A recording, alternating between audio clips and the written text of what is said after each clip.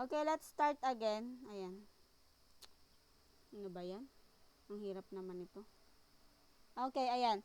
So, criticism by constructiveness. Okay. So, people consider this drill and practice as an outmoded approach to the teaching, for this contradicts the aim of pre-structured curriculum.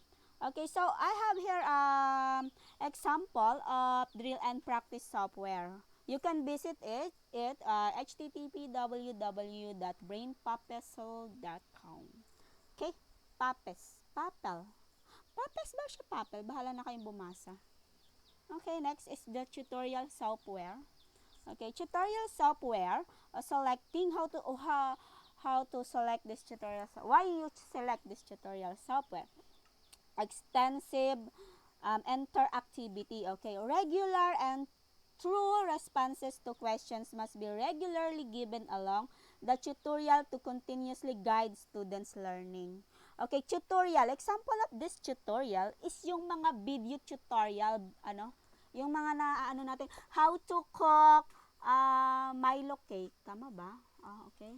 Milo cake, something na yung mga sweet na without oven daw. Okay. Those are the example of tutorial software. Okay. True user control. Okay. Next is appropriate pedagogy. Okay. So, kapag gagawa kayo niyan, dapat yung instruction provided, yung instruction provide ninyo, must provide complete and sufficient explanation, yung examples, and of course, the demonstration. Okay, kaya nga, that tutorial software is, the example of that is, ano ba? It's a video, okay, video presentation. Wait.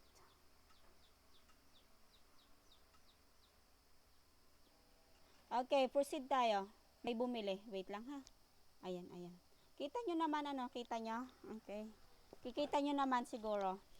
Okay, so, yung adequate answer. Okay, ano yung adequate answer na yan? Yung bang, yung mga judging and feedback capabilities nila. Kapag ba yung bata, yung kanyang tinatawag na curiosity, doon pag napanood niya yung video na yon, okay na ba? Sasagot na kaya yung kanyang curiosity na yon? Or when the students are asked to answer in a short responses, all the possible answers must be included in the program ba? If ever na hindi man siya video, if pwede nyo itong gawin by PowerPoint presentation to. Pwede siya. Okay? And also yung Google Forms. Okay? So, dun ba ay kapag ba yung bang ginawa ninyong tutorial software na yon, pwede ba silang mag-try up to 2 to 3? Okay lang ba? Hindi ba frustrating sa mga students? Okay. Okay, next is appropriate graphics. Okay. So, kung siya ay pang kindergarten, dapat ba mga dark colors yung ilalagay natin, which is a black, kapag ba siya ay mga nasa grade 1, grade 2, grade 3, grade 4, 'di ba? Kailangan applicable yung gagawin yung graphics design doon sa inyong year level nung inyong bibigyan or viewers ng inyong tutorial software na 'yon. Next is adequate record keeping.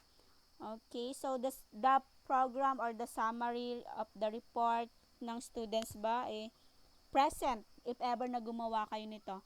Class, hindi ako nagpapagawa sa inyo ng isang program nagpapagawa lang ako sa inyo ng simple instructional software, not a program. Okay? Baka kayo ay magbayad pa ng 50,000 for that program. My gosh. Hindi ako nagpapagawa ng program. Okay, next one. What are the benefits? Okay, criticism by constructivism. So, like drill and practice. Lack of good products. Okay. Kasi, ang tutorial software ay kailangan siyang kailangan maganda. Kailangan maganda. Bakit? Kasi yan ay kapag sinabing tutorial software, ibig sabihin dapat may matutunan yung mga bata. Pero kung pag nag-design ka niyan o nag-develop ka niyan, medyo hindi maganda yung kalabasan is magiging pangit sa viewers.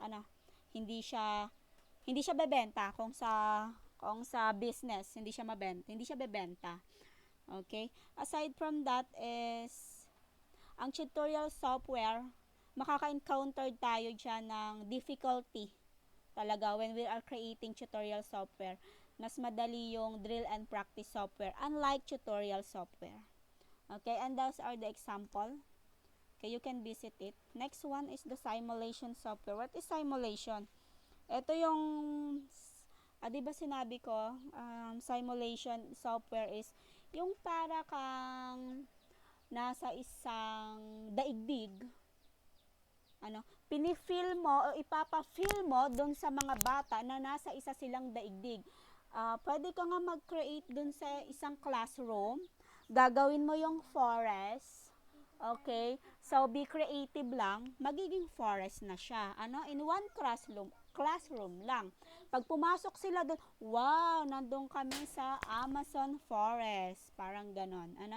So, selecting the impact of action must be clearly seen.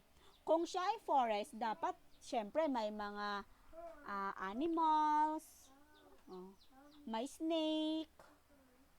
Snake is my favorite animals. Kasi kahit saan may snake. Okay, so gagawin mo lang siyang forest. Kung forest siya. At kung naman, siya ay outer space, syempre, lalagyan mo siya ng black, no? Tapos may mga, bang tawag doon? May mga stars.